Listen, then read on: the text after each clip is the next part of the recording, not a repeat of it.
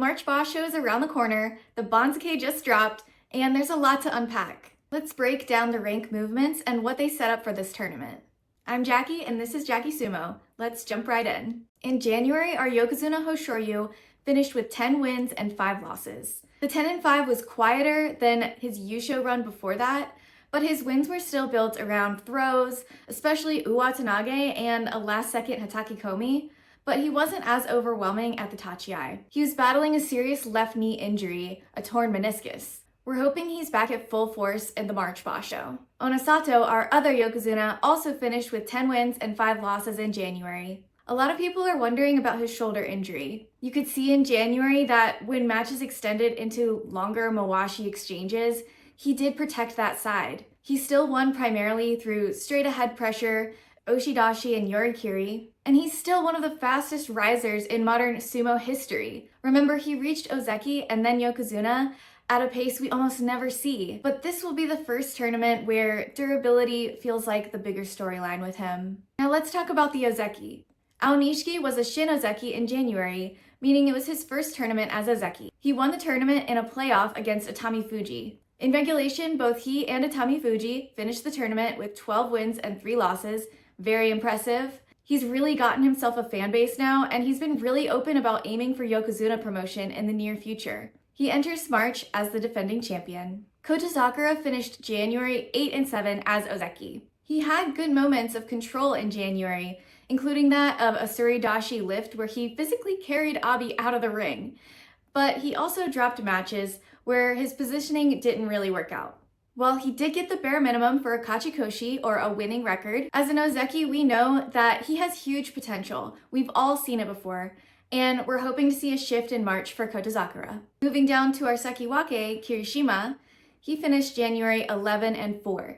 This is huge for Kirishima because not only is it an excellent record, but it puts him in a great position to potentially be promoted to Ozeki after the March tournament. Ozeki promotions happen after 33 wins over 3 consecutive tournaments. Kirishima got 11 wins in November, 11 wins in January, so he just needs 11 wins again in March to be promoted to Ozeki. Kirishima has been an Ozeki before in 2023, so returning to that rank would be very special. Now, I know we have some Takayasu fans out there. Takayasu finished January 8-7 and remains Sekiwake in March.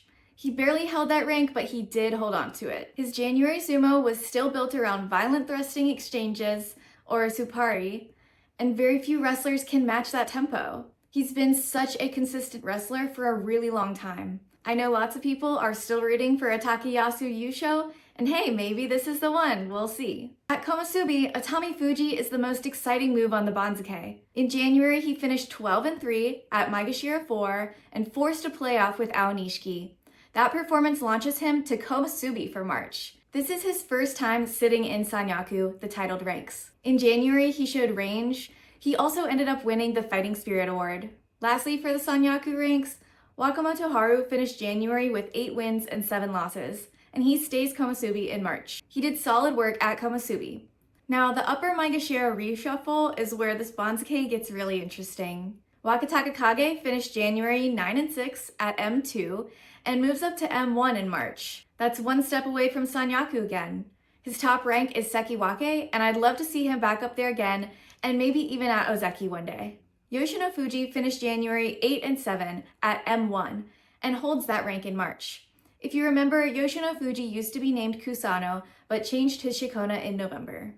He's performing exceptionally well at the top of the Maegashira, fighting all of the Sanyaku, and he secured the Outstanding Performance Award in January. Fujinokawa finished January 10-5 at M7 and rockets up to M2 in March, another career high rank this Banzuke. He's only 21 years old, he's fought 4 tournaments in the top division, so his performance is super impressive. A more seasoned wrestler, Churanumi, finished January 9-6 at M5 and climbs to M2, yet another career high rank. Oho, on the other hand, finished January at 4 wins and 11 losses at Komusubi and is falling to M3 in March. He struggled to impose his forward momentum consistently and was often overpowered.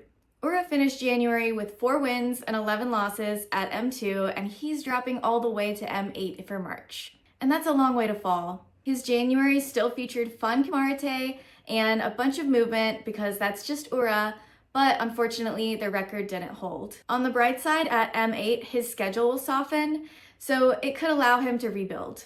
Also, if you didn't see my video on Ura 2 weeks ago, check it out. Abi finished January 10-5 at M12 and jumps up to M5.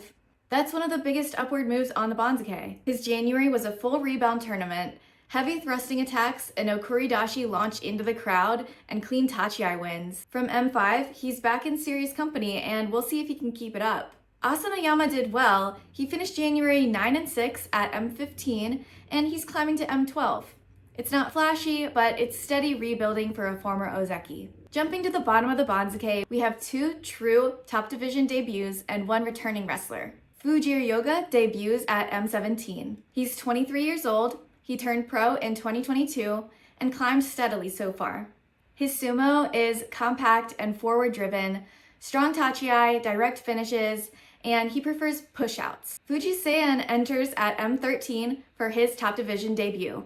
His rise accelerated after multiple strong Juryo performances, including double-digit win tournaments. He favors straightforward pressure, and he commits up front, and we'll just see how that style performs for him in the top division.